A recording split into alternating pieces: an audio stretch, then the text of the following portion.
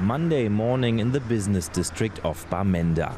It's a sad sight. Whole neighborhoods of the biggest city in the region have come to a standstill. Most businesses remain closed. Greengrocer Robert isn't opening his shop today, even though he badly needs to. It is a very difficult situation, but you can imagine that on a day like this, some of us will live on a daily bread, meaning that today there is no bread. Today there is no bread, but we adapt because it's a cause that we are fighting for. Robert says he hasn't seen any development in the region, even though he regularly pays his taxes. He and others are protesting by not opening their businesses, and they are also calling for the release of a number of demonstrators. In the mostly English-speaking west of Cameroon, many people feel marginalized. They feel they have been forgotten by President Paul Biya and the French-speaking majority of the country. In late 2016, lawyers took to the streets to protest. Teachers soon followed suit, then finally people from all walks of life.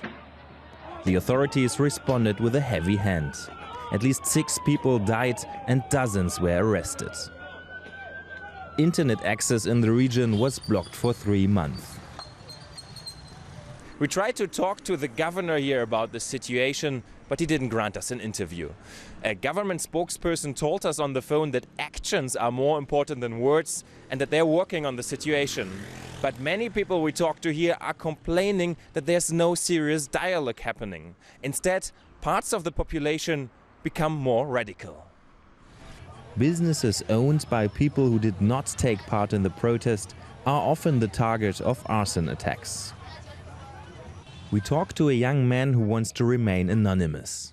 He himself was almost arrested. He wants the region to become independent, and he thinks the use of violence is legitimate because he doesn't think the government would allow a referendum. It's a necessary evil. I wouldn't say setting people's properties on fire is a good thing, but it's a necessary evil as of now. If I have to tell you everything that runs through my head, I might look like a terrorist to you, but I'm not a terrorist. But when you look at the frustration, when the frustration mounts to a certain extent you cannot contain, you become radical. That's what happens.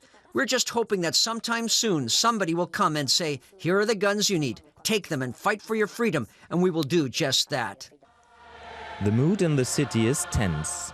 Divisions between radicals and moderates have widened. The church has tried to mediate and is calling on all parties to engage in a dialogue. The mind or the position of the church is very clear that violence is not to be encouraged. But at the same time, the church stands for justice, that people should be treated according to their rights, they should be given fair hearing, and that they should be able to be listened to.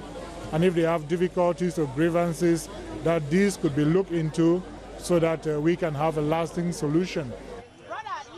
Robert, the greengrocer, is also hoping that there will be a peaceful resolution and that the government finally responds. Schools have been closed for almost a year now and his kids have been affected. Robert says the current situation cannot continue.